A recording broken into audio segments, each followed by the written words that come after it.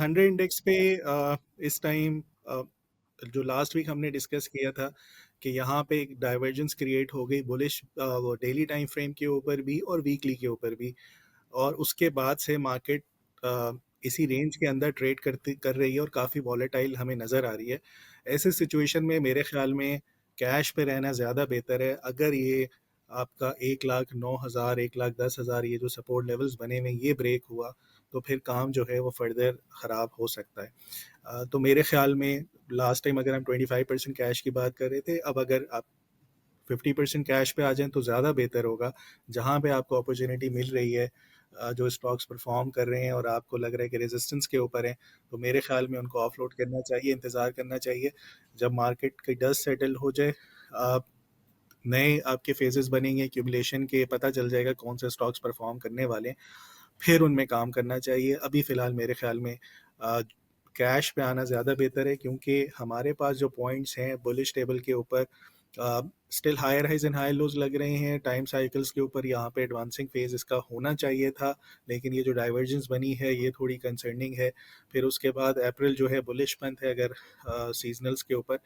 ये तीन हमारे पास बुलिश पॉइंट्स है, लेकिन मेरे पास अब बेयरिश इंडिकेशंस में भी तीन बेयरिश पॉइंट्स आ गए कि एक वीकली के ऊपर भी डाइवर्जेंस आ गई, अच्छा साइन नहीं है। डेली के ऊपर भी आ गई, वो भी अच्छा साइन नहीं है। ये जो इस दिन लास्ट फ्राइडे को शूटिंग स्टार बना था, ये भी कोई अच्छा साइन नहीं है। सो बुल्स एंड बेयर्स का वेट बराबर है, बराबर की सिचुएशन है, तो इसी वजह से वो रेंज के अंदर वॉलेटिलिटी दिखा रही है। इसका ये मतलब होता है कि मार्केट अभी डिसाइड नहीं कर पा रही कि मैं बुलिश हूँ या बेयरिश हूँ।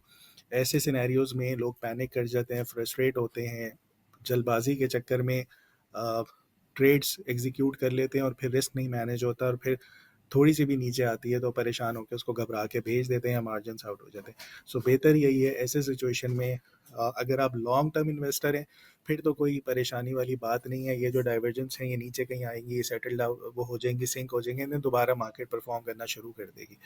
अगर आप स्विंग ट्रेडर हैं या आप शॉर्ट टर्म इंटरडे ट्रेडर्स हैं, फिर एहतियात करें। बाय करके काम करना मेरा नहीं ख्याल अभी इतना अच्छा बनता है जब तक ये चीज़ें सेटल्ड नहीं हो जाती।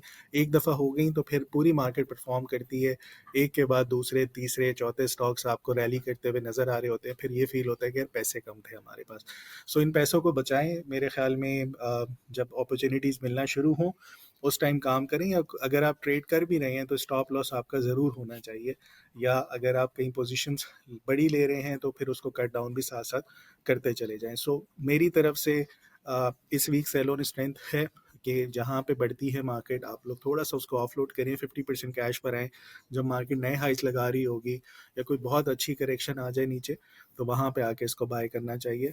मेरे ख्याल में थोड़ा सा एहतियात से काम करें आने वाले टाइम में।